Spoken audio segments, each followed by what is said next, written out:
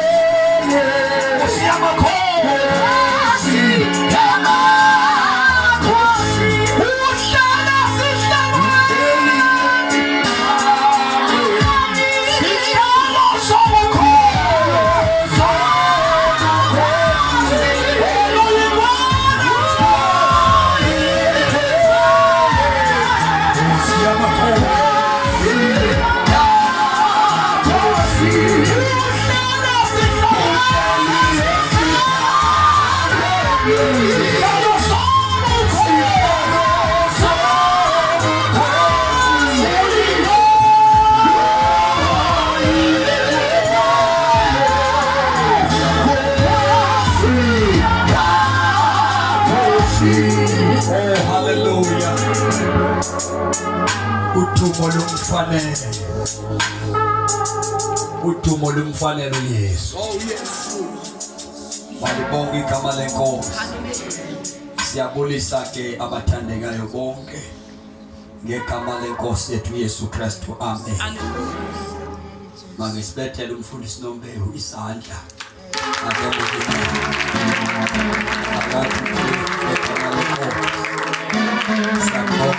Umfundisi Nombewu usuke eBizana. Uzoba nathi dimba sivala unyaka nje. Basimshaya izandla umfundisi Nombewu. Siyabonga kakhulu Phito. Udumo lumfanele. Sibulisa ke nomakhelwane. Phaya. Sibulisa ngegama lenkosi Yesu. Amen khona. Ngegama lenkosi.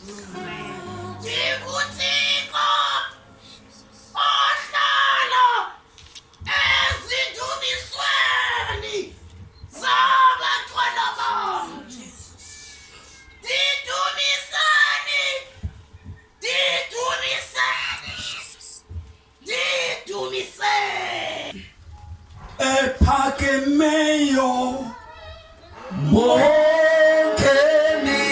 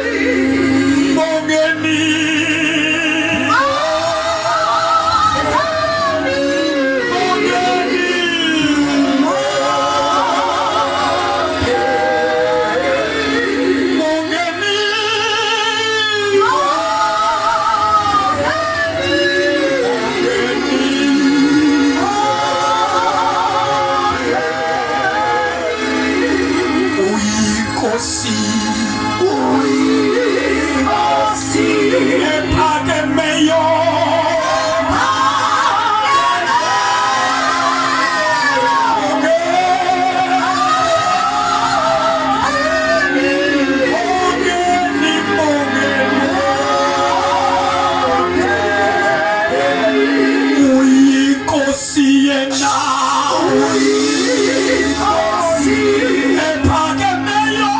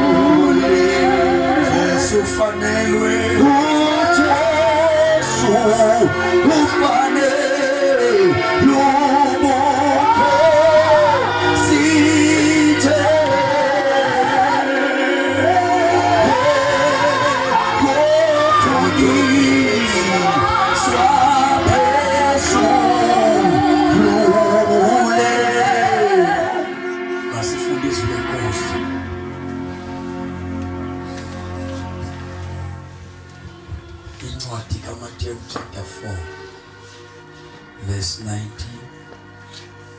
Ncwadi Evangelism 11 verse number 30 Siyababulisa bonke abathandekayo sibulisa ngokhethekileyo nomakhelwane wethu nenkosikazi yakhe masibabetheleza umakhelwane namkho siyavuya kakhulu makhelwane ukuba phakathi kwethu siyazi uba imihla minyaka le kaSilembe awukwazi ukunyamezela endlini. Siyambonga uThixo kakhulu. Siyabulisa nendoda enkulu esiyibona ingena nayo masiyibethele izandla. Siyabonga ukubona mfowethu. Bonke abafika namhlanje siyabamkela sisule magedi. Mama uMlambo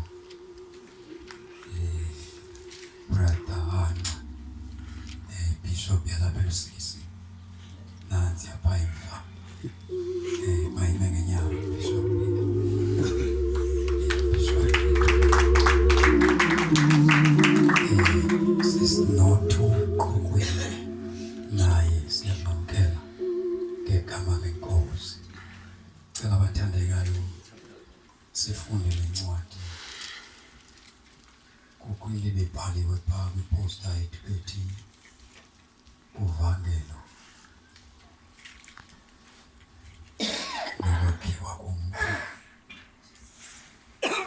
fundiswa komuntu mayisengisiwe, evangelism and discipleship. Ngifuna ke sijonge ke landawo sithandaze ngisindisiwe izono zami uYesu wanenzela inceba wandixolela. Ngiyamthanda kakhulu uYesu. Ubaluleke kweqitha zonke izinto endake ndazibona emhlabeni uYesu. Silekuseni bayi ndingakwazi nokumfela ngendlela endimthanda ngayo. Kwezi ndawo zaseLusikisiki ndizihambile. Ndake ndamiza imvuzekela kwenye ilali ekuthiwa kusemaXhingana. Kwasho ukuthi ndide ndiyamimelene nenkonzo yaseRoma. Ngoku amakholwa ayasindiswa aseRoma. Kwabonakala uba iRoma iyalwa, ifuna le tende igxothwe. Ndikhumbula ngeligeni uba sali sihlele emzini kwathunyelwa amadoda amathathu ephethe intonga athi asuka kumkhulu. Azawuthi le tende akangena kulesihlele kuyo idla, angena kulaa mzi sixhwabiswe kuwo. Seva sekugalwa pha, saphuma ke ngoba singamadoda sawukhoba phaa kukhalwa khona. Cinga uba kunobakhulu ogulayo. Xa sifika kwamadoda azizixelobusho apha aphethe intonga athi kuthiwa mayimkele tende lingatshoni ilanga imile. Ndathi ke kule madoda uba ayisithi athunywe kumkhulu. Ndathi ndicela nijonge inkosi yelala uba uthela mntu umizela tende makuze yena azoyixoxa. Kwenze uba isiqalekiso singaweli phezu kwenu nabantwana benu, siwe enkosini. Ndani lesibindi ke singumangaliso. Andinokwana ndedwa. Nabandi ngizenzana nje kodwa ndiyaqobisa.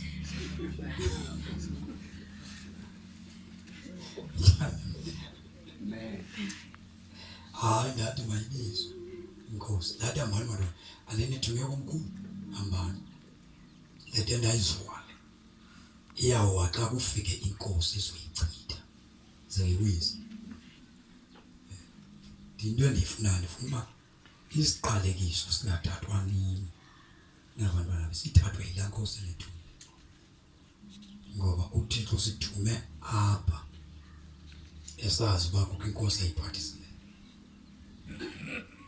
Laa madoda emka athi unyanisile uyasiqatha, ufuna siyilwe thina noThixo. Emka kwazi ukuthi akho kwankosi ibibathumile. Into ngabe beqhathwe icawa. Ayafika inkosi. The following days abona imeeting engenelwe kwamnye emzini omshumayeli waseRoma. Madoda amaninzi yahambe efaka ofisi ekhomba le tende yethu. Sabe siconnecta isound ngoba cha connect isound ndazawukhonza ebandleni ndaqhuma neyi. Ndahlala ndalinda axoxe imeeting silapha khalisa into zethu. Amadoda andiwazi baphuma kwenzekeni kulaa meeting, kodwa aphume siyana engasahambi njengangoku wayehamba kuzo. Kodwa ke kwezayo aphethe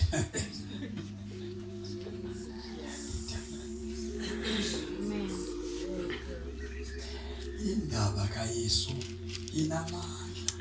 Qha ifuni kwala. Ifuni faith into kaYesu.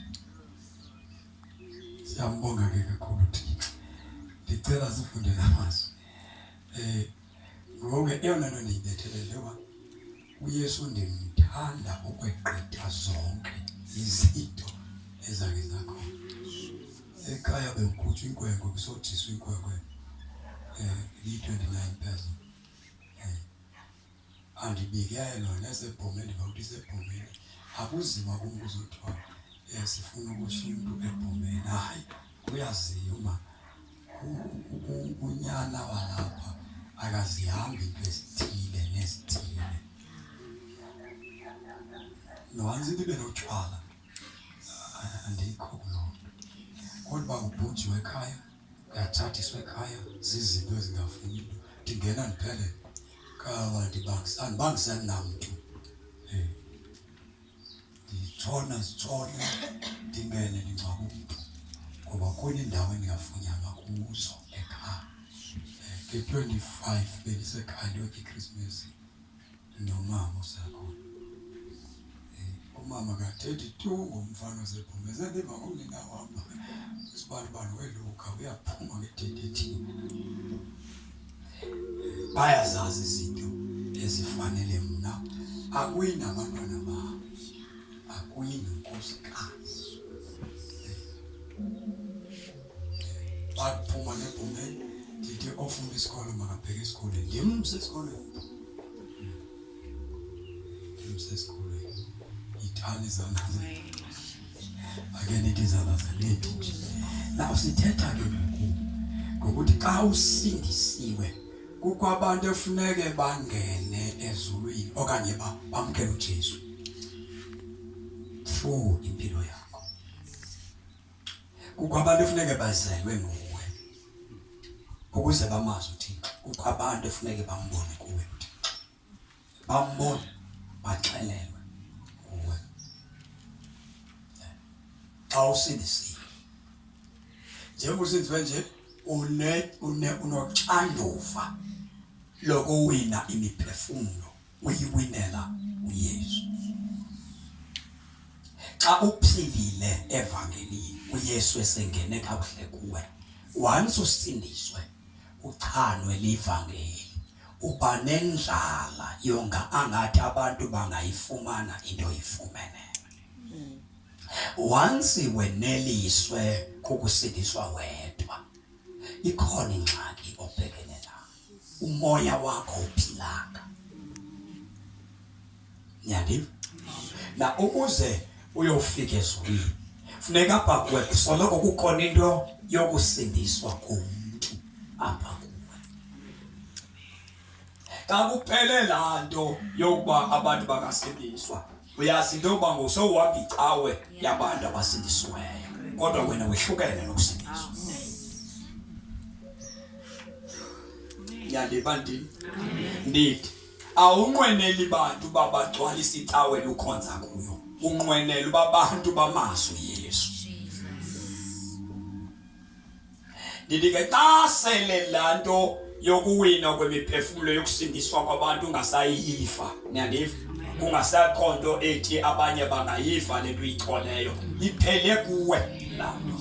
Ngexetsha usindiswa umfumene kakuhle uYesu kukho into ethi le nto ndiyifumeneyo ingathi nomntakwethu angayifumani, ingathi nomakhelwane angayifumani, ingathi nobana angayifumani, ingathi noba wonke umuntu angathi angaba nayo le nto uyifumeneyo.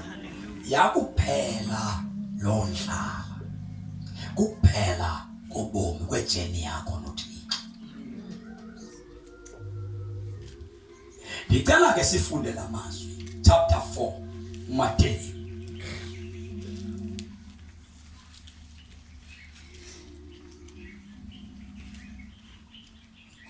Ukichorus lihlale ekuseni apha ithi ngizomemezela uSirayeli akaqedwa. Le chorus le yini lihlale namanje ithi akaqedwa. Nami ndiyabona i30 namhlanje uSirayeli akathwa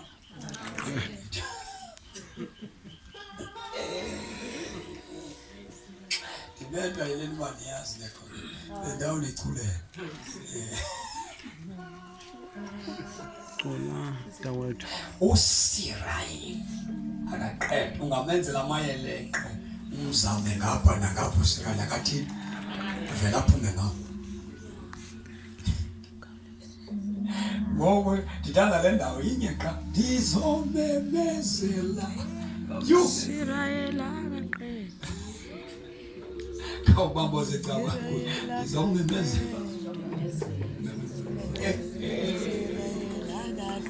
Ake lithi sana. Israyela kaqeda. Kawufune ke le verse ke sizawuthandaza. Now. Uvangelo luhamba nomuntu osindiswayo. Mhlazana wathatha uJesu wathi Nkosi ngene empilweni yakho. Mhla waqala uhambo lokuvangela. Uvangelo ayilona abantu abahamba bemisa itende. Nabantu abancame konke bawumisa itende. Ivangelo lomuntu ongenwe nguYesu. Wonke umuntu osindiswayo unikezwe uxanduva lokuba makube khona umphefumulo angena nawo ezweni. Funda ke verse 19.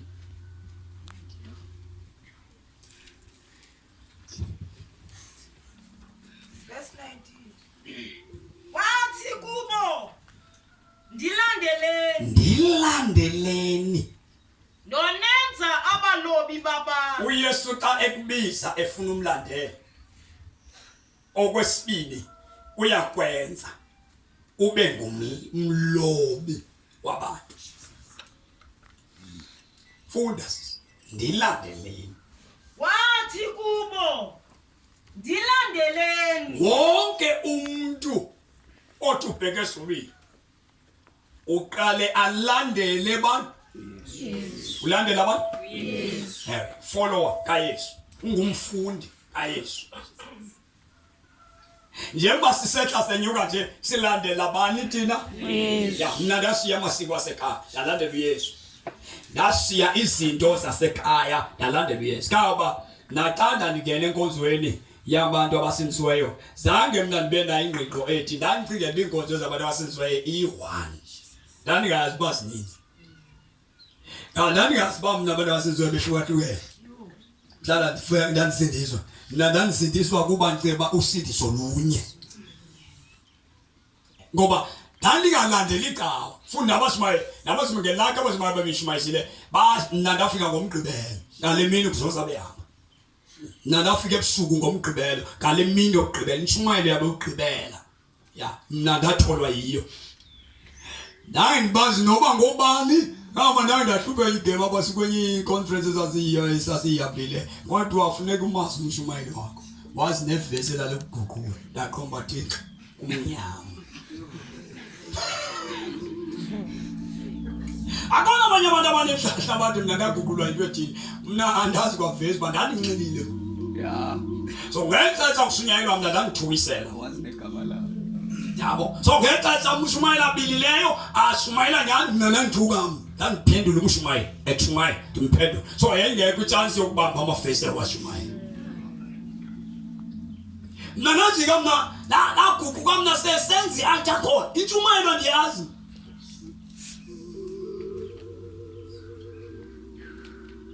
Uthi kodwa ibizile ukubiza ngento emathile. Mina ndiyazi ndumayeli tu kodwa into endayivayo kuxa isenzi altar call. Naye senqamile.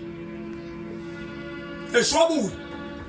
Wazeshwabula. Umshumayeli eshwabula xa ngibona imali babhamisa zandla.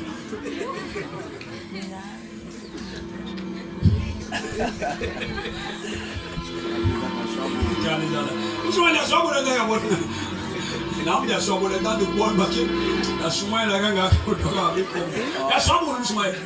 Ubabona bezibabona.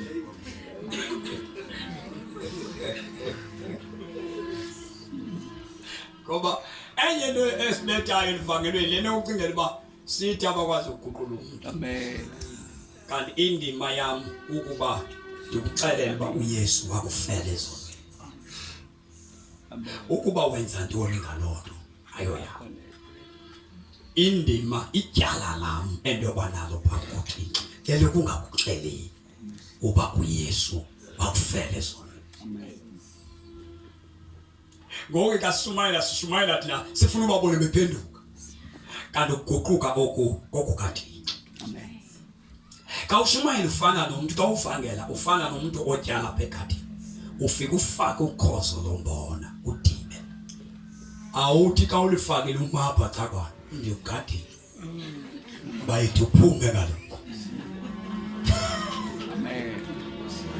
niyayenza lonto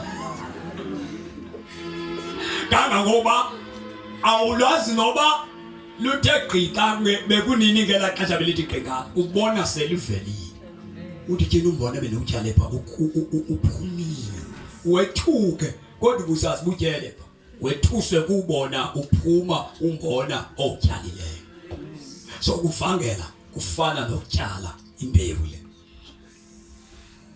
alizangaze Amen. na kufuneka sifunde lamasi na uYesu ke uyababiza abantu athi ke ndilandeleni funda sisifu ndilandeleni wathi kubo ndilandeleni ndonenza abalobi babantu okwesibili kasele simlandela uyabenza abantu abamlandelayo babe ngabalobi babantu intombi yilento Paul basilandela okoko thina Sit as flows. azinde zenziwe ulandela uthi ongena engcwabeni okulandela awufikanga apha kwenziwe i-evangelism yeyokuba uyobiza abantu balandele ba okwesibini ubenze xa besenziwa ibizwa by discipleship lo ngoku thina silandela okoko thina 20 years ndilandela kodwa awenziwanga ukuba ube ngumlobi uyagqitha mfoka nombewu ekulandeleni ube soba ngumlobi funda sisi wathi kubo ndilandeleni ndonenza abalobi babantu senziwe sonke uyabona phaya akunabungu umvangeli akunobungu teacher kodwa uYesu wenze abakhe babe ngabalobi akathethwa ngegift pangezipho sikamonyiwe uthethwa ngabo bonke abalandeli bakaYesu xa ugqiba kulandela into elandelayo kukwenziwa kwakho ube ngumlobi wabantu kube khona abantu abathi undibona ndinjenje kwafika usimanima undibona ndinjenje ndabukela ubani emane ephuma ephathibeli yakhe ndabona ihambo yakhe ndabona ukwenza kwakhe ngoba ukuvangela kubini uvangela ngezwi uvangele ngeaction uvangela ngezwi uphinde uvangele ngehambo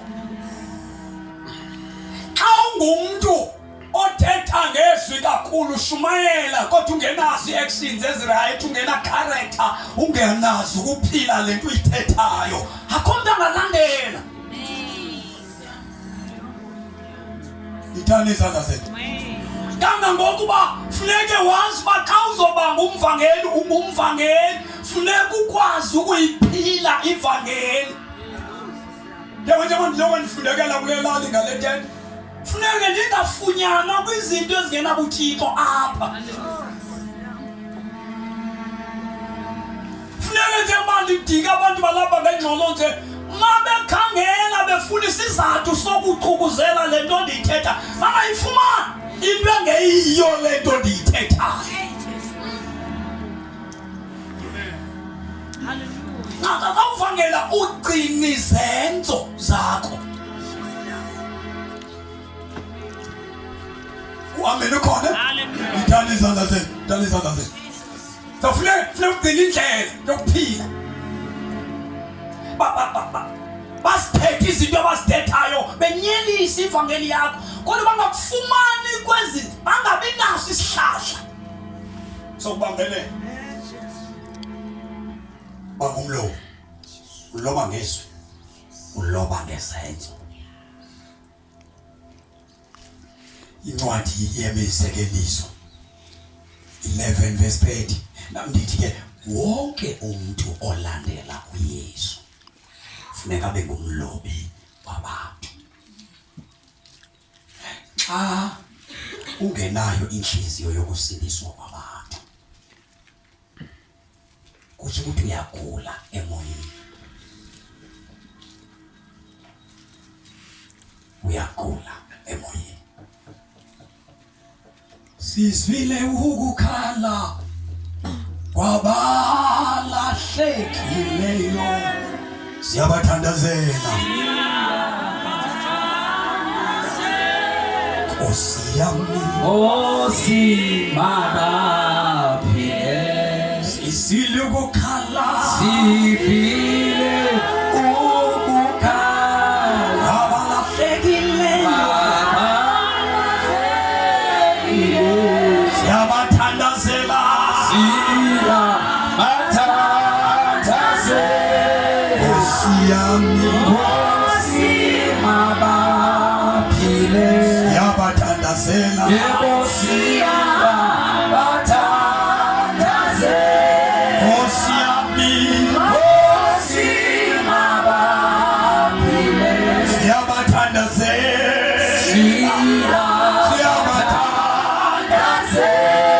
Nkosi yami, Nkosi mabaphile, sizwile ukukhala sisizwile ukukhala kwabalahlekileyo,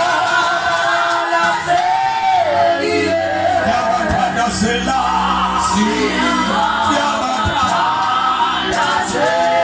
Nkosi yami, siyabathandazela Nkosi yami,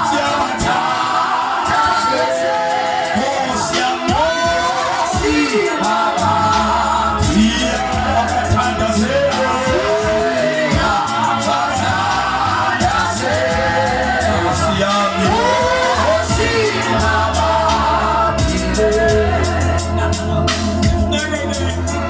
awungumlandeli ugqithe ekulandeleni bekumlobi wabantu. Futhi lento yokuba ngumlobi iyakuncedisa. Ngenye imini ndincokola nosister Thobeka Mjazi, ndithi kuye ndiyafuna mani uba ndithi uyazi uba ndiyayibonga le nto uba uThixo athi xa endibiza andibizele kweli cala lokulanda imiphefumlo. Ndithi andiyazi uba inoba isalvation injani emntwini ongenamsebenzi nakusindiswa kwabantu. Unoba ufila njani umuntu sister Mjazi, hayi ndathi noba uva ngale ndlela uva ngayo kuba yena akananto emthuma kule nto. Ndithi wandikhethela kakhulu ngoba mna bendawudingwa ukuhlala entweni enye ndenza udlizwa leyo kumane ndiyohlala ecaweni ndiphulapho uba kuthiwe ndingenze into ndiphinde ndiye ndawulanyulelwa ke ngokufika kokufa ukuze ndingabisaphinde ndiye phaya ndiyolala ecaweni.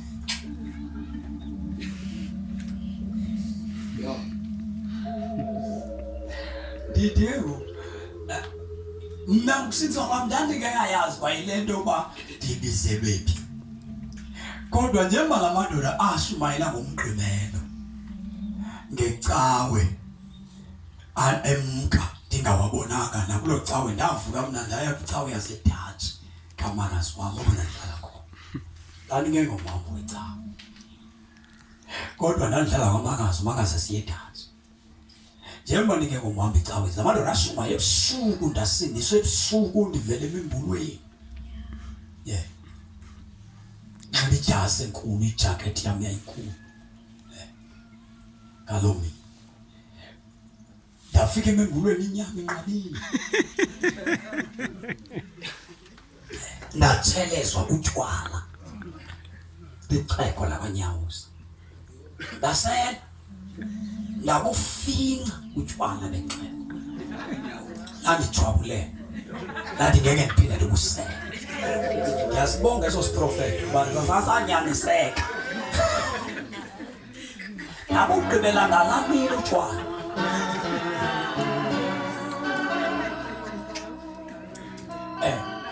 Labusala labufinca babuncinci utshwala ixhego lalunikwe into encinci utshwala ufune ukuthi uphinde ubuyise buncinci kunjalo ungabufinca utshwala bomntu omdala. Mnganave ndabuthi nathi exhego kumsozo uphinde usele kwawena nyana kabantu kanti lincedile. Ngahlala eziko amakhwenkwe ebisifuba segusha pha ubalela inyama awusibeka phaya esibondeni esithile selikhaya pha dasibone sibeka pha iyabuya ezohlala eziko isithathe esihlaza awusibeka pha isele iyabuya ezohlala yathi bingena apha ihlala apha eziko ndemuka nosithatha mna ndabuya ndasifaka apha epokethini ndazohlala eziko naswapha futhi akekho umuntu ozothi ulahlekwe esisifuba sakhe ngoba usebile kwayena. Wemka uthi osithatha banda ngibone ulokoza sifika singekho nani boyithi masiwile wakhangela phansi wabuya azohlala akazange abuze uma kuba nothatha isifuba segusha sakhe ngoba ubesebile sabe silapha ku andisiwa ndandinamadoda ndihamba namadoda siyambeni mntwana wam ndandibona iphaseli uba liyaphumela apha amamkela uYesu isifuba segusha silapha amafutha negazi libonakala apha kum ngaphakathi kodwa zange ndibuze mani uba uvela phi naxingana webeni abonahlange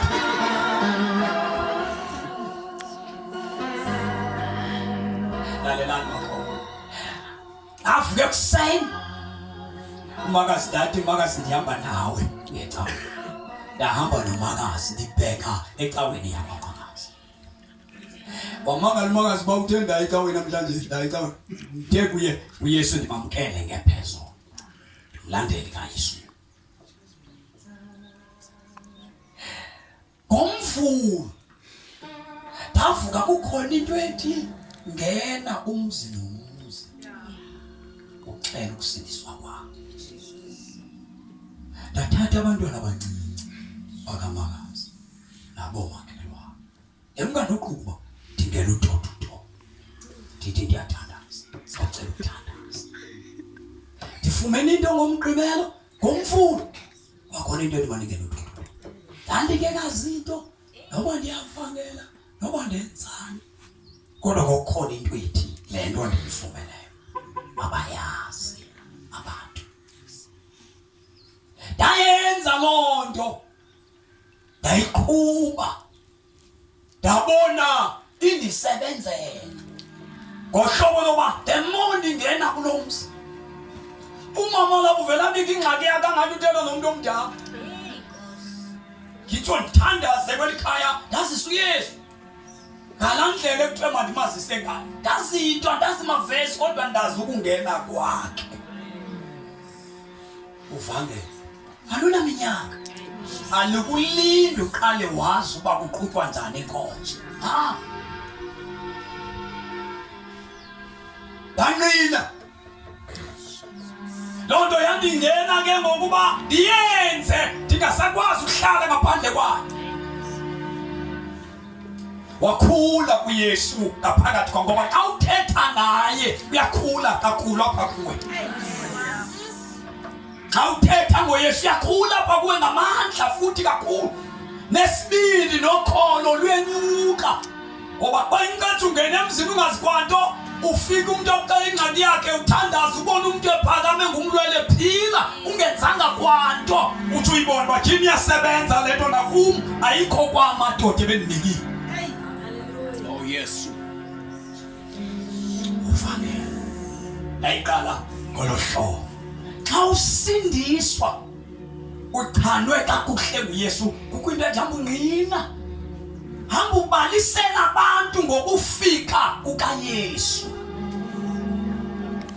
utsho ubesisibonelo ebantwini. Chapter 11 ethi isiqhamo sabo balungisayo abantu abalungisayo. ngumthi So onika ke xa ungumuntu ofuna ukuvangela uba ngumuntu olungisayo. Ngoba izinto ezibangela uba ehlelwe lixabiso uYesu apha kuwe. Niyazi bazama into ebangela uba sivangele okanye sixelela abantu ngoYesu kukukhula kwakhe uYesu. Uyabona xa uye endaweni ethile wancedwa kuyo uye uhambe ubalisela abantu uba yeyi akasancedi umprofethi endaweni ethile, alisancedi igqirha elithile endaweni ethile, ngoba lo mntu kukhona into akwenzele yona. Nokuxelela abantu ngoYesu usube wena kuqala umethemba uYesu. Awunobaxelela abantu into ongekayithembi.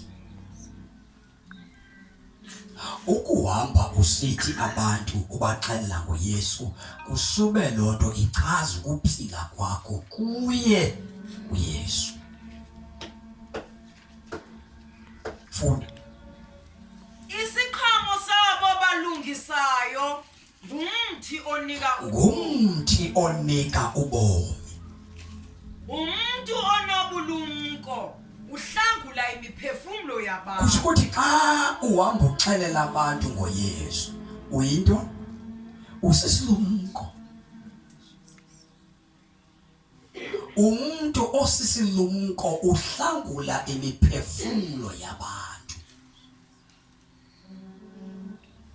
Uba kuthethwa ngezinto ezicaweni ezi ibandla xa lifile okanye nawe xa ufile, niyabona xa kusindiswa umuntu esithi ndiyamamkela uYesu, xa usaphila uvuya kakhulu. Xa usaphila, xa kusindiswa umuntu apha kuwe, umuntu esamkela uYesu, kukho into eyenzeka kuwe xa umuntu esiya kuba kodwa xa sowufile emoyeni, xa kusindiswa umuntu akukho nto ivakalayo kuwe. Andithi iBhayibhile xa umoni eguquka amazulu ema ngenyawo ayavuya, kuthi ukuthi njengoba kuthiwa amazulu ayavuya, nawe you are the part yasemazulwini. So xa izulu lijabulile nawe wenza njani?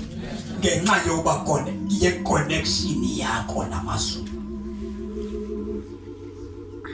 When ufile ukusindiswa komuntu akwenzi into kuwe. Ifana na xa umuntu esiwa eyeka ukhona uyavuya. Xa umuntu esehlulakala insindiso uyajabula ngoba awusekho kwawena kwasezulwini. Ipain efilishwa nguYesu, eviwa nguYesu ngokulahleka komoya, awuyiva ngoba usenaye.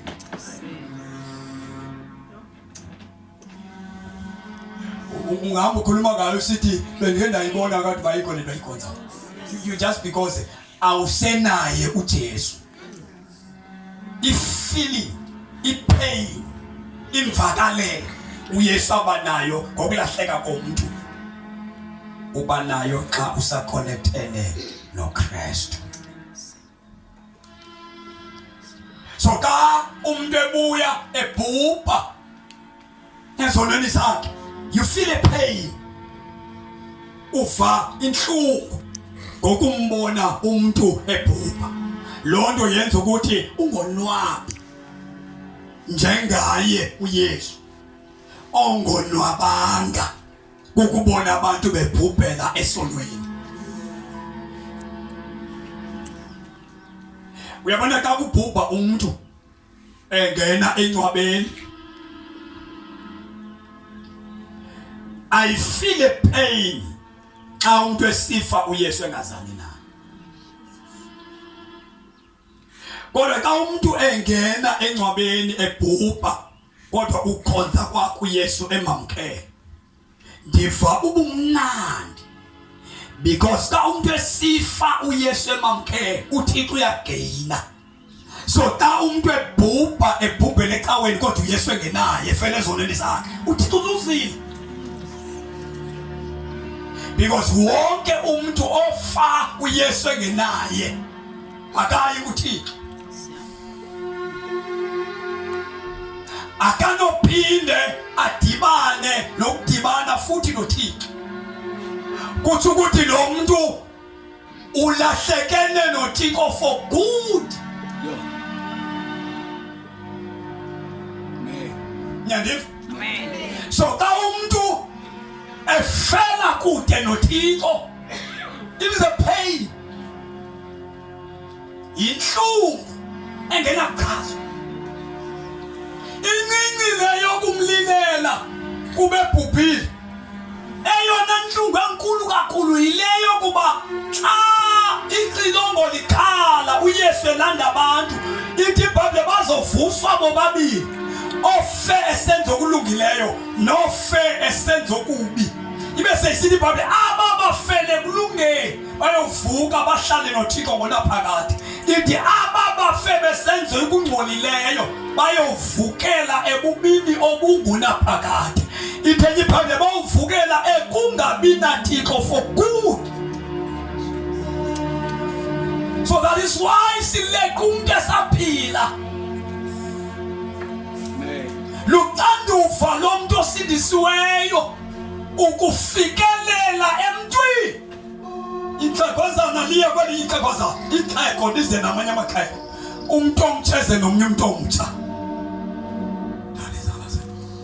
Ngoba umphefumulo funda sisi le verse kwakhona.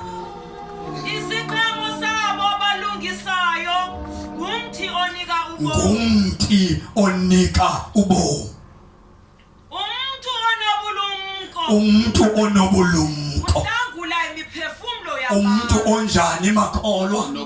Onobulumko. Uhlangula imiphefumulo yabantu. Ndike ndathi ke ntetha xa sizawuthandaza. Ndiyatha kwenye indawo ndithi.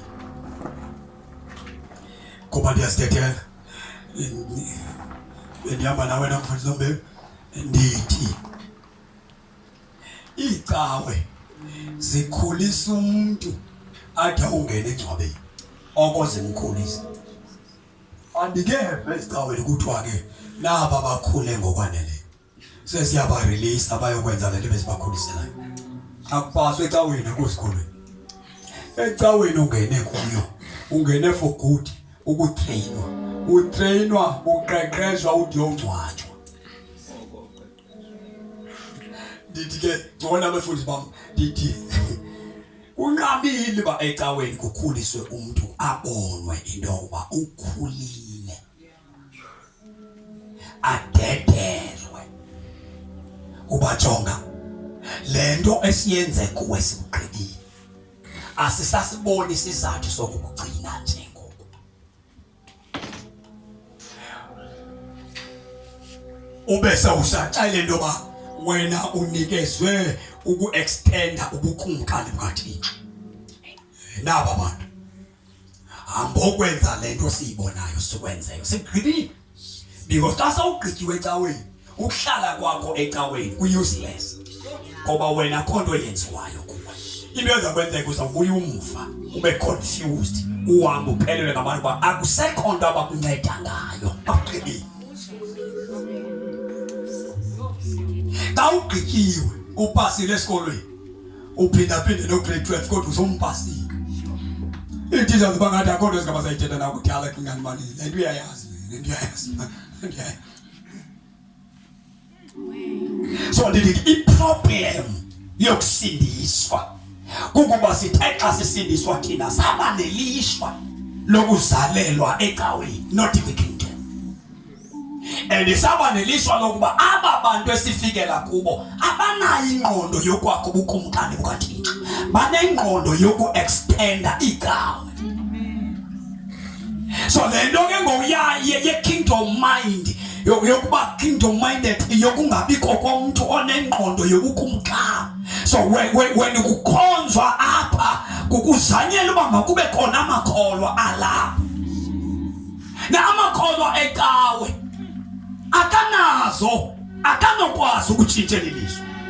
Futhi amakholwa azalwa zicawe akanako ukunika impact emhlabeni.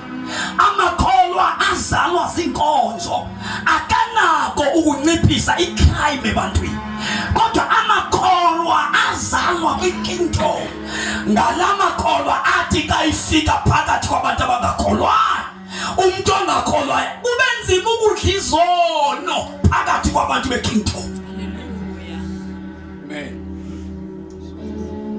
Now, ilishwa lethu thina kuba si-adoptwa zicawa. Sithi sisiya kuYesu, silandela uYesu, sifikele ecawe, sakhiwe hayi ngendlela yobukumkani, sakhiwe ngendlela yecawa. Sazi intoba into engcono kukuba lapho, futhi umuntu okhonza apha nguyena ngcono. Asaziswa ububanzi bobukumkani bukaThixo, so that sigain amandla.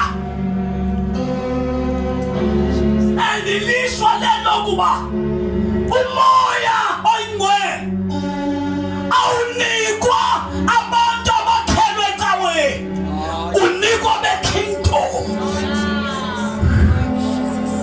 But ikhona into ezenza ngathi ngumoya, afike yona ingene ngathi kungena umoya. Lento ifike izenza ngathi kufika umoya. Uyibona ngoba ikharacter kaMoya Ngcwele uba nesibindi xa unaye. Number 2, uMoya Ngcwele xa ifikile uba nendlala yokufuna uThixo. Number 3, uMoya Ngcwele xa ifikile awunazi boundaries, akukho zinto zikubophayo. So umoya wenkonzo zethu ulawulwa ngabantu instead ulawule uThixo.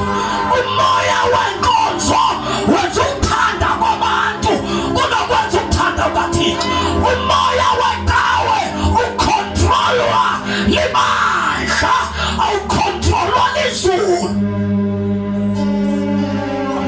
Now i-evangelism okanye uvangeli aluzalwa inkozo.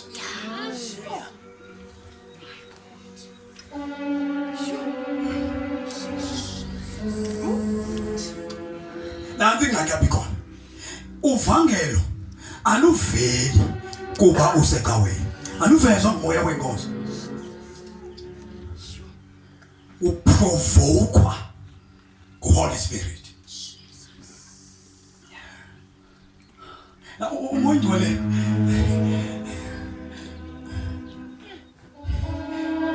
makasimele uThixo. Yafuna iqhaza leba ngoba abantu abaninzi abalwazi salvation. Inzindi zabayazi. Ngoba abaninzi bazi usindiso. Abantu ngake ingena athi ndisinzwe kule cawe. Sizoleqa. Usindiso abaluqondi kakuhle abantu umoya ongcwele.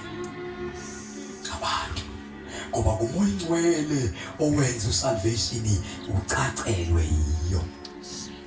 Yabona ba unowewe ulixeko kodwa uyabona ubungake ufumane le nto ngale ndlela engitsho ngayo bungaphela uxeko. Yes.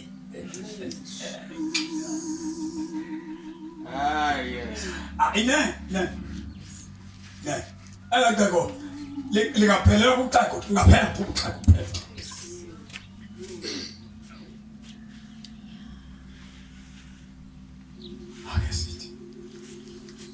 Moya oyingcwele yehla phezu kwami, thuma imfuselelo Lokimi Nkosi.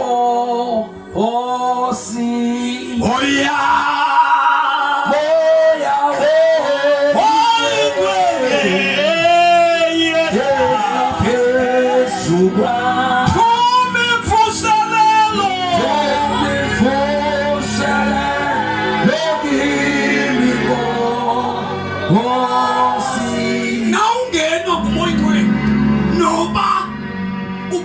kwazane litotoba ngento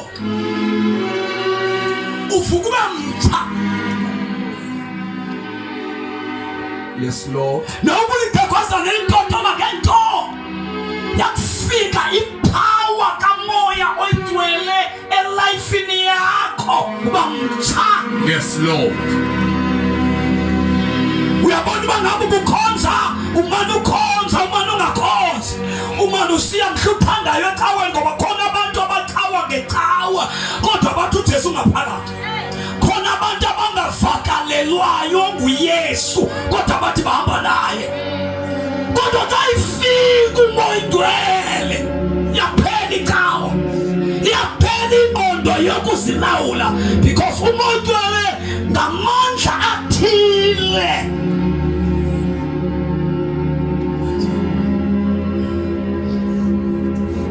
uyahlaziyelwe mtsha.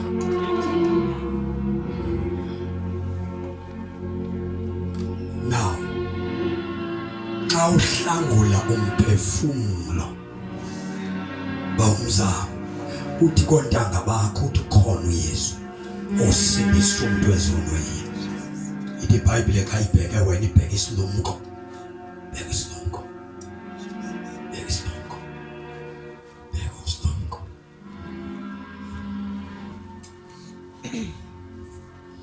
Moya oyingcwele yena phezu kwami umvuselelo Nkosi.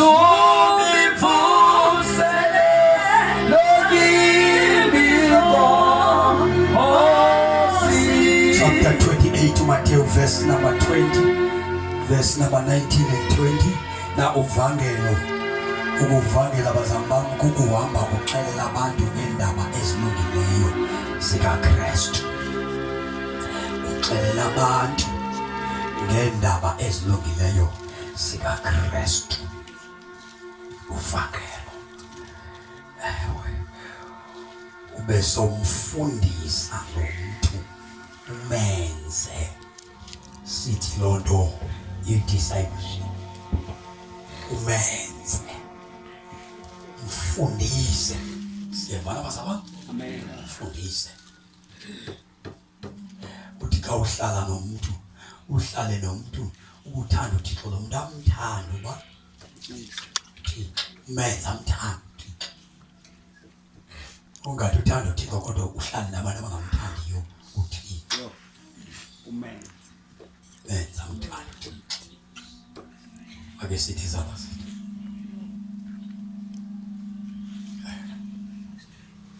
Umenze amthanda uThixo.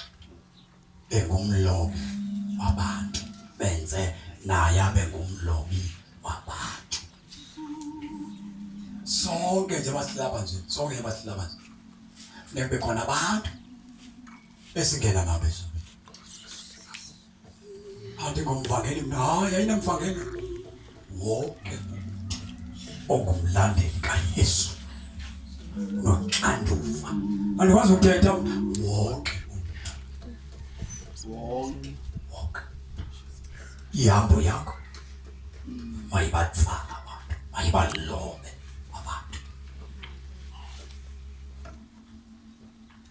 Funda le ncwadi sawuthanda. Matthew 28 verse number 19 to 20.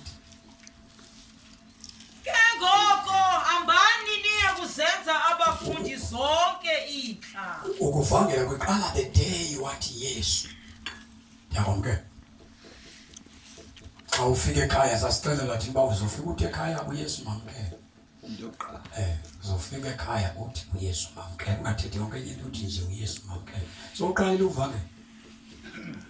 So uqalile uvangela kuthetha ngendaba ezilungileyo. Shumayela indaba ezilungileyo.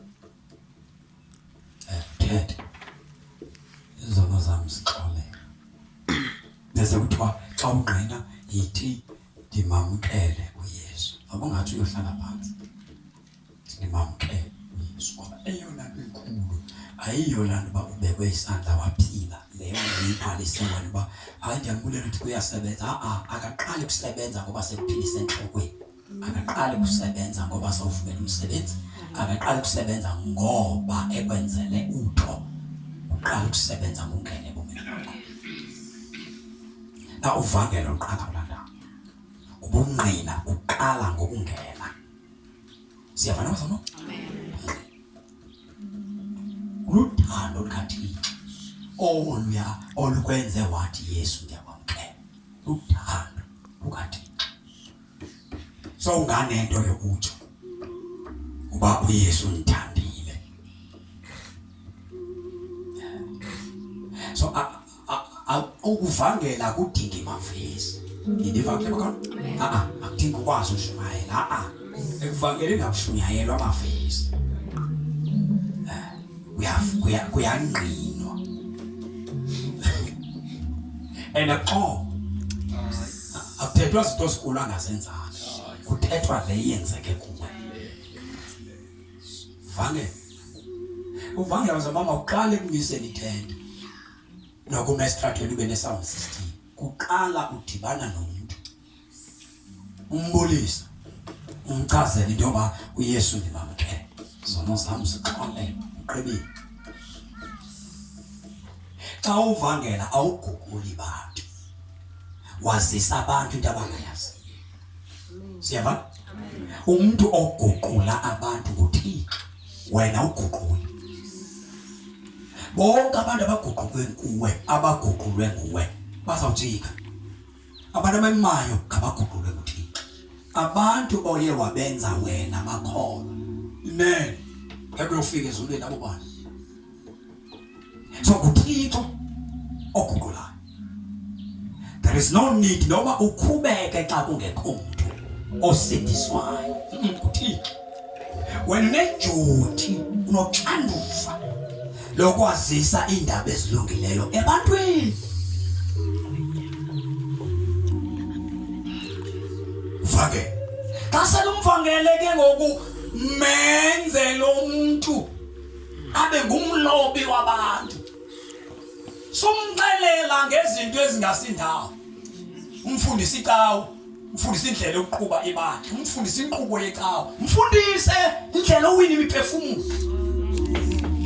Sumfundisi into ongazuthola nto ngayo. Traina lo muntu habe nenhliziyo yokuba naye afuna abantu basindiswe njengoYesu onqanelwa abantu basinde.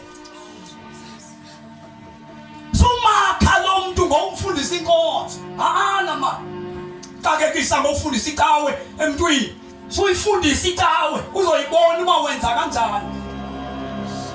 Sumtrain umuntu uyamakha ngoba ilizwe sifanalo ngabantu abangakwazi ukwakha umuntu amakhela uKristu. Sibe nabantu abakwazi ukwakha umuntu bamakhela ikawa. We are wasting a time. Sikitika kakhulu thina ekutraineni lo muntu abeyikawo. No. Mawusindisiwe uthunywe ukwakha lo muntu abe ngumlobi.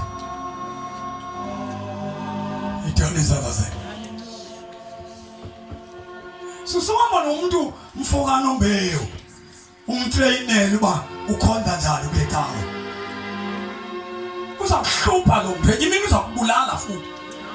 Nqala inyani sukwakha isithunzela sakwaThixo. Sufundekela umuntu ngoba sikhonza kanje mxelela umuntu kuhlanganwa njani nalo Yesu amamkeleyo. Because lo muntu uzoboncedakala mhla wahlangana.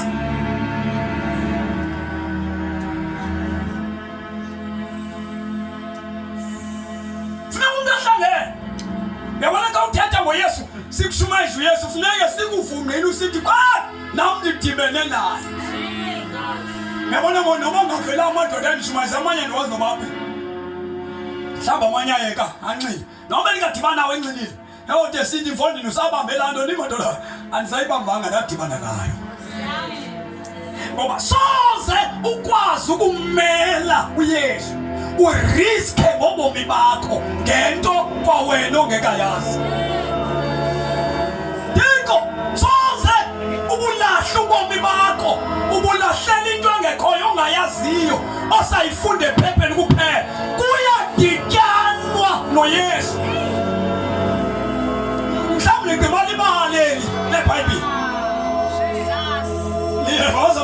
mhlawumbe ndilibale baliswa nje ngeBhayibhile lapha sithi ezingekhoyo ezi.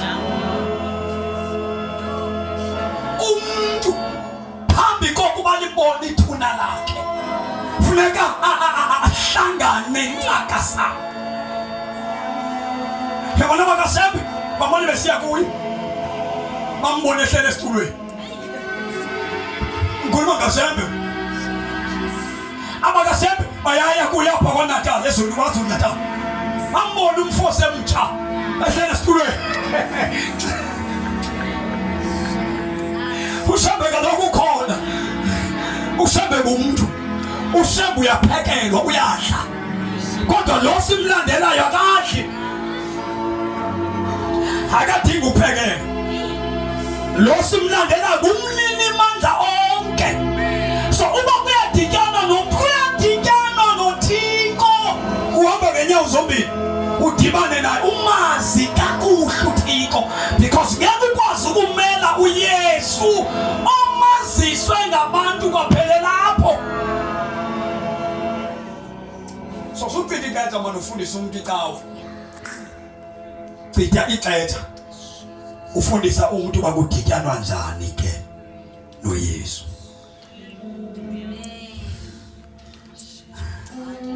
Santandazela na uvangelo ke luvuka phaya ekukhuleni kobudlelwane bakho nalo Yesu uye kuye.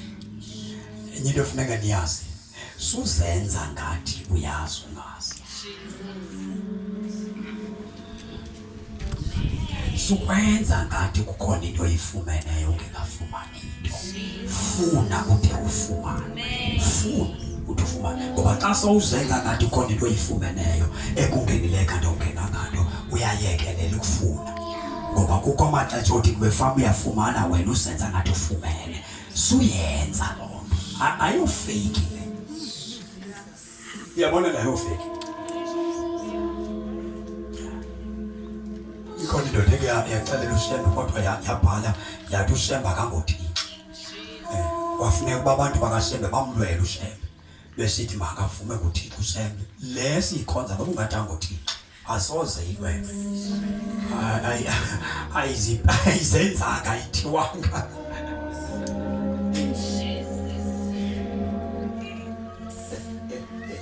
Yabona xa ukuthi wewe into ethile ungeyiyo nekumali zungale ngazimali zokuthi wawuyiyo lento iyo.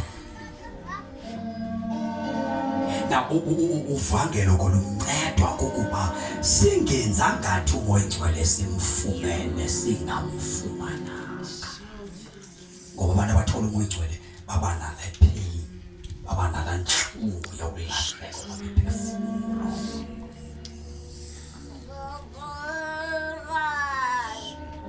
Funda ke sithandaze kuzobongwa namaqhawe aphiwe biqele abuse njalo abuse njalo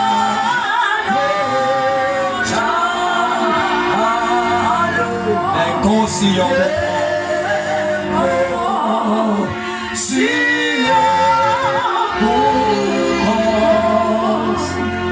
uvangela sutsala abantu ubadonsela icawe. Uvangelo lufuna lokunyaniseka. Xa ubabiza abantu suba neagenda yokukhulisa icawe. Iba neagenda yokukhulisa ubukumkani bukaThixo.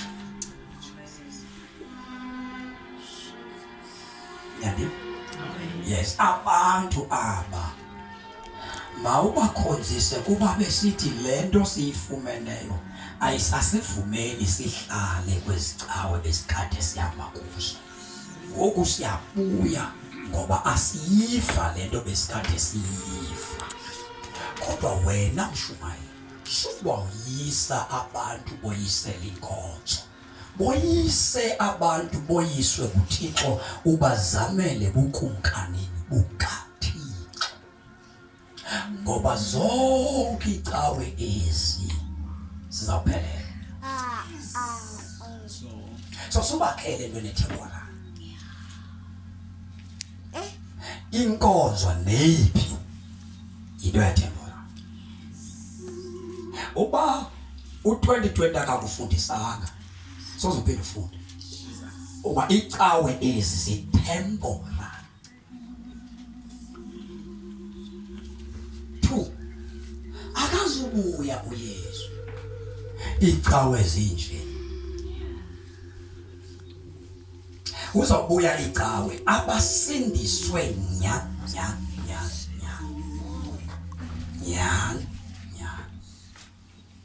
What kama Timothy makesimfunde ngoKhawuleza chapter 2 verse number 12 uTimothy wesibili.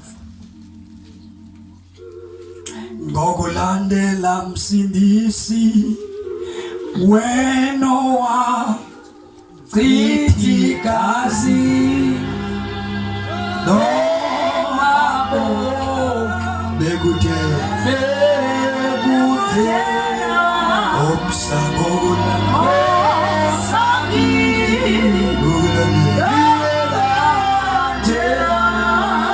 Gogulandela msindisi wako Gogulandela msindisi wena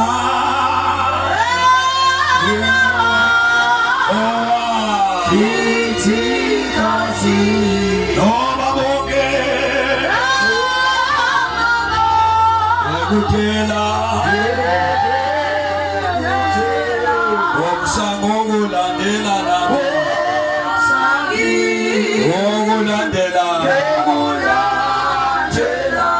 Ogulandela msindisi wako Ogulandela msindisi wena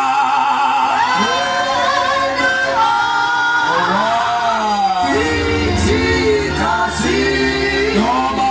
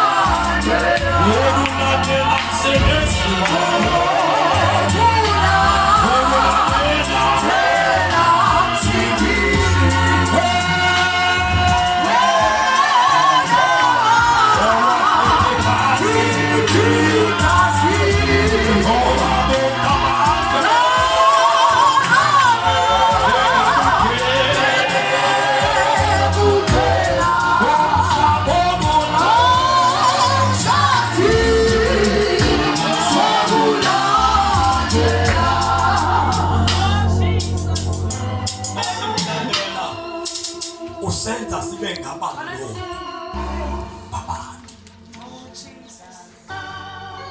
ayipheli Oh Jesus. yongabangasindiswa Oh Jesus.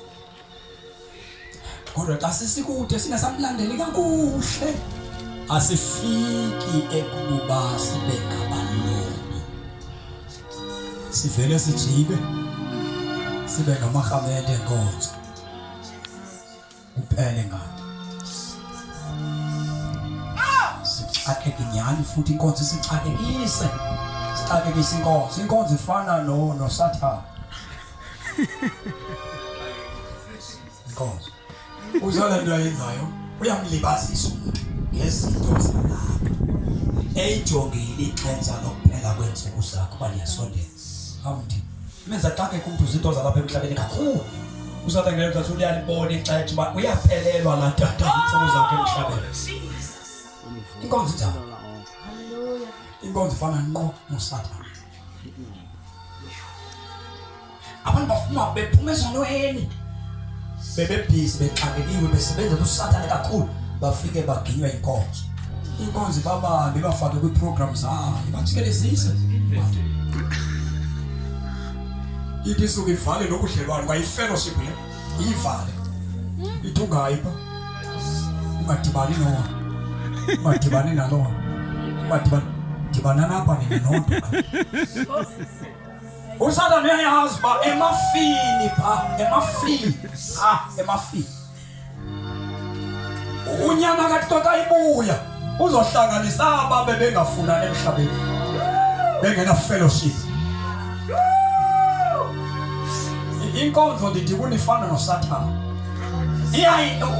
iyalazi ixesha uSathane uyona nto ayisebenzisa kakhulu inkonzo ukumisa iprogram kaThixo ebantwini bakhe abantu bawulala ethuneni bengafikanga kwintando kaThixo bengazi nokuthi wayebabizeleni futhi bengakhange babe ne-impact tu kwikingdom kaThixo akho kwanto aziwa ngayo kukumkanini bukaThixo akho kwanto ahlupha ngayo uSathane kodwa apha enkonzweni ungumntu omkhulu nothembekileyo nozigcine kakuhle into zenkonzo ngoba umsebenzi wecawe kukujikelezisa wena ungafiki apho ubizelwa khona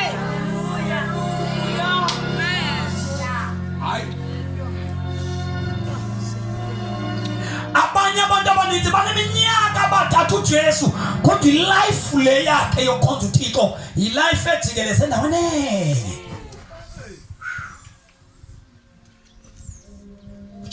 yomama wayikade noncane wayemthanda uThixo kodwa xa ukhangela hayi mani wehla kulaa nto wayiyo ubanjwe ngomkhala uSathane uthatha icawe wayithi iyamremote akafiki apho wayethi kayiphume ezoneni esithi uyakhona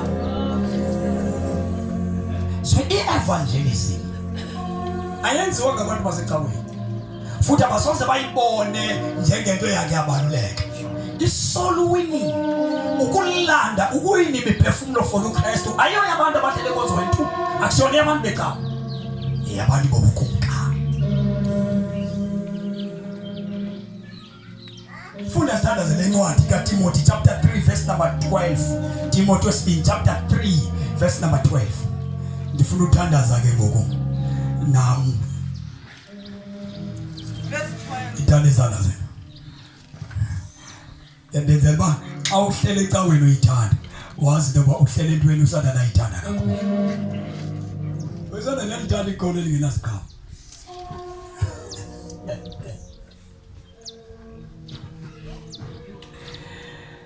sengizothandaza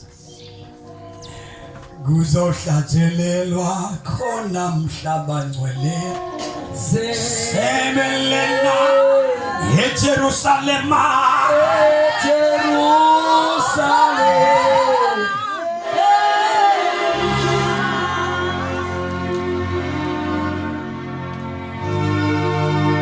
masibizela kuJesu sekubizela ebukumkanini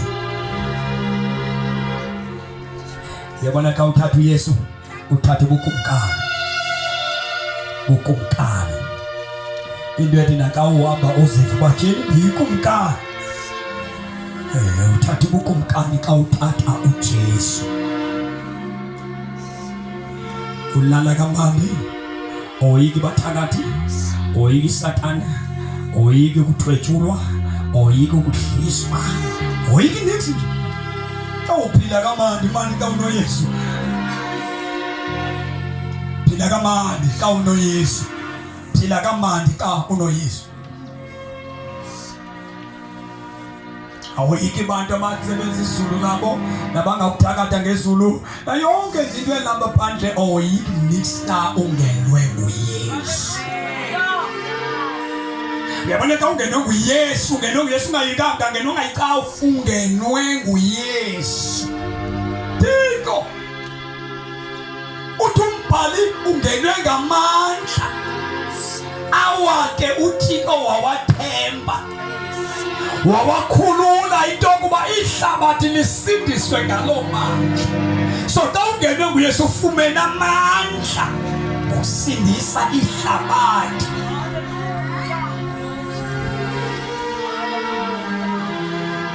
Kawufunde na umamela xa ungenwa nguThixo ke nazi. Xa uphila kakuhle unomoya oyingcwele, bahamba bahambe bahlukumezeke abantu abangenaThixo. Bahamba bahlukunyezeke abantu abangenaThixo. Kawufunde kambe intshutshiso yomfikela nawuphi na intshutshiso yomfikela nawuphi na umKristu ofuna ukuhlala esoyika inkosi, ofuna ukuhlala esoyika inkosi.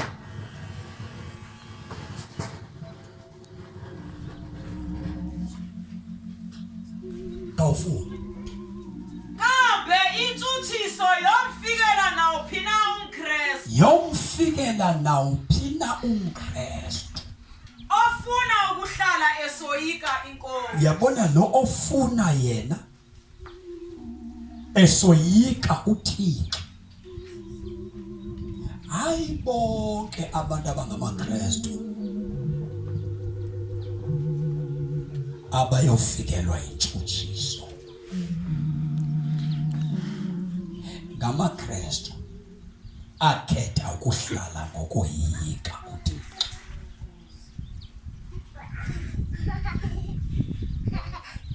Umoya oyingcwele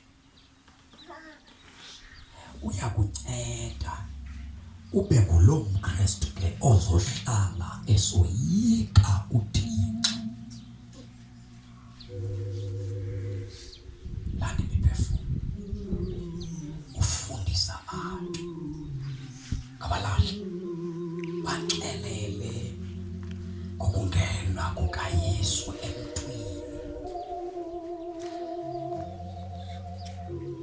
Xa ukhula balendlala yokubabona besinda, yakhathazeka, moni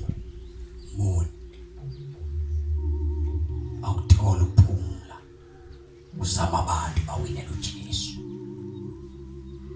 I-Evangelism akusiyona yasezicaweni, yeyamakholwa abheke esolweni. uYesu uyasindisa. Abantu baxelelwa ngothando lukaThixo ukuba uThixo wakufela uYesu, wahlatywa ngenxa yezono zakho. Lumka siyaphela insuku zakho zokuphila emhlabeni, ungafi ungumoni ubi apho uyakhona. Kubhetele usafarisha kulo mhlaba, uhlupheke utheke kulikhaya. Kodwa madoda ukulala engcwabeni usisikebi, kodwa uYesu engekho. Nhlupheko enzima ukufa ungenaThixo. Badinga thina sibaxelele ngothando lukaThixo ba uThixo wabafela ukuze wonke umuntu kuyophuma umphefumulo aphuma umphefumulo enobuhlobo noThixo. Nokuba abasindiswanga abantu ophangela nabo, phila kakuhle, phila impilo ekwenza ubonakala njengomlomi. Phasisa abantu ngoba awuvelanga wayintombazane elungileyo nje. uYesu lokwenza ubethu. So abantu bethetha nawe ungumama onjani wena uthi hayi ndifuze ekhaya. Baxelela abantu bendingenje kufike uYesu. Baxelela that nowhere we know ba anivelanga nami ndangabilo xhego elihamba lirhagula yonke lemizi lelikhangela amasiko. Ngicethwe nguYesu. Manika abantu into ifumeneyo. Into kwenza lento uyinikise ebantwini libhongo onalo. Ukuyazi amandla akhe. Indoda uyazi uyayigaranta. Uthi ka uthola ithuba loba kuthiwa phaya kuyagulwa uthi kabe kubiza uthi Xhingana bebhalisa basiye kuGqirha othile saya kwindawo ethile saya kwindawo ethile uthi Xhingana ukhona indawo ufuneka siye kuyo umenzi wogqirha.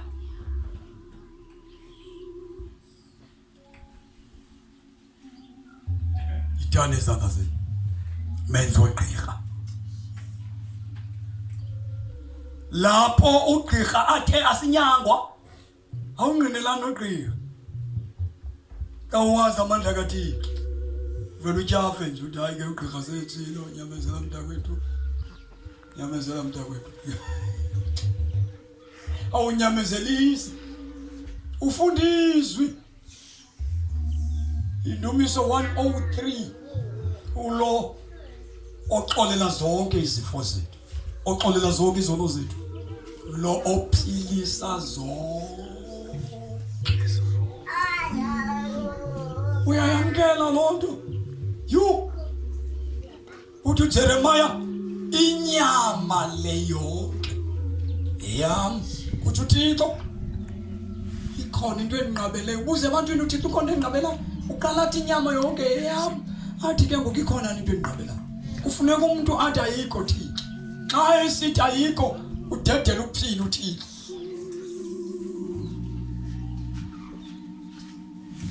Bazalwane sithunyiwe sinoxanduva lokuxelela abantu ngoYesu. Sinoxanduva loba apho ugqitha khona makaziwe uYesu.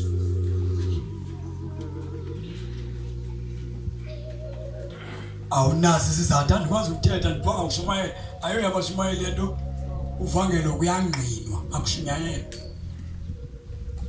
Mfethu uYesu alikho ivesi kwanole eBhayibhelini elithi ndawunenza nibe ngamaShumayeli. Ndakube efikile umoya ongcwele niyoba ngamanqini. uYesu uthi ndawunenza abalobi babantu umoya ongcwele kuthiwa yena xa ifikile yonenza nibe ngamanqini. Kusho ukuthi xa sele ningabalobi babantu nizoyofakaza abekho abaShumayeli kwisalvation. Umuntu ongusisi ungavumi uba ubuni bakho buvumela uba mawucinezeleke uzibone ungengomuntu ofanele indawo ezithile ebukumkanini. Ebukumkanini bukaThixo akunamuntu wesifazane, akunantombi, akunamfana, akunatata. Isecaweni into yamadoda uba kukho indawo ezamadoda ecaweni. With kingdom there is no such thing. Oh my God. Ehlabathini nasecaweni kukho indawo zabafazi kukho indawo zamadoda ebukumkanini bukaThixo. Umuntu usetyenziswa ngokamoya. Niyeva abelwe izinto ngokukamoya. Xa umoya ufikile awuthi ngumbali lo yintombazana yo mandigqithe ndikhangela indoda. Singahlupheka babe uthi ukhangela amadoda. Niyabona mama ngabe bethenteni besingasokola xa kuthiwa le nto yamadoda bezawuhlume kuthiwa amadoda akekho zawalinda anizufumana nto silinde amadoda ade afike. Oh Thixo wasinceda uThixo le nto akayenza yamadoda niyeva wayenza yabantu abafumanekayo ebukumkani kusetyenzwa ngokufumaneka ecaweni noma indoda ayinathixo iyalindwa yembathisa uba mayikhokele abantu abanothixo ingenathixo ayikwazi ukuthandaza ayikwazi ukuzila kudla ayikwazi ukwenza nix into nayo ime ngobudoda yindoda inebhluku basafarisha abantu nyhani basafarisha abantu kuba le ndoda yindoda le kodwa nabaseyithetha uyaboma yindoda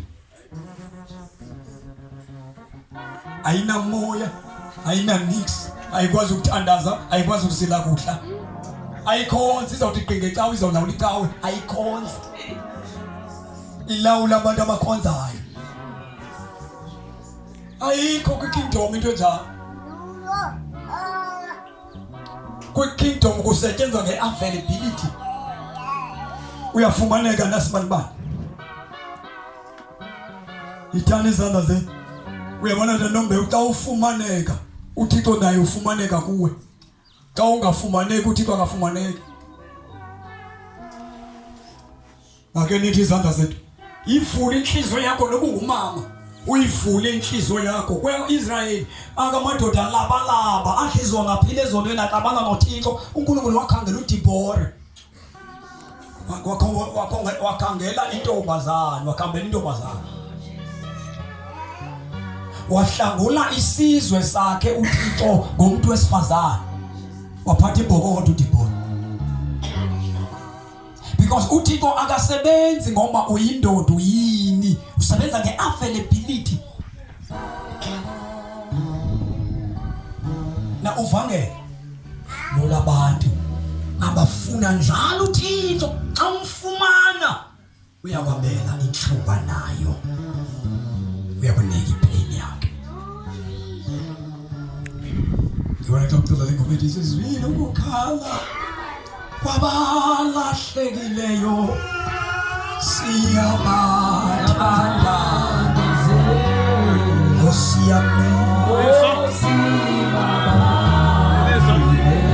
sizwile ukukhala abalahlekileyo yabathanda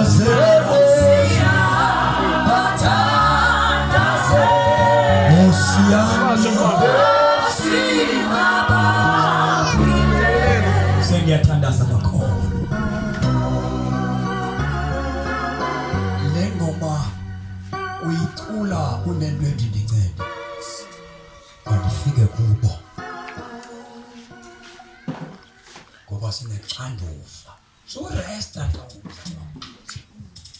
hayi Nkosi sengesilisiwe mnabo usiyeke beyothabodwa andinandaba nabo yewethu sithunyiwe kubo sinendaba nabo sinendaba nabo sinendaba nabo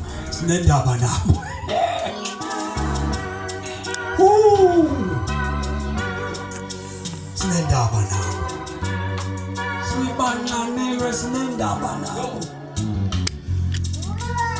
tela sinenyawo sothandaza sivala amehlo wethu phambi kwenkosi siyabathandazela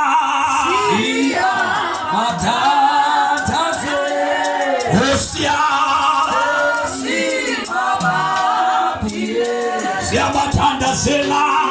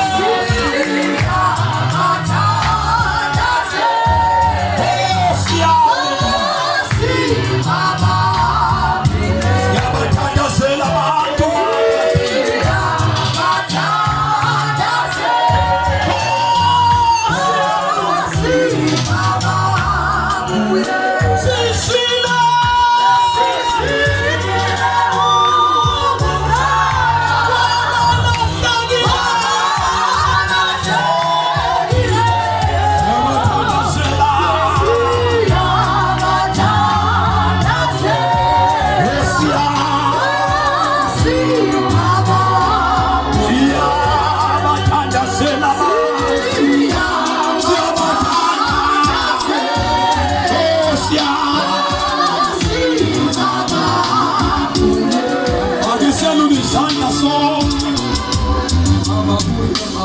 phambi kokuba sithandaze ohlabelelayo phela umoya phezu kwabantwana bakho vuso wakho umsebenzi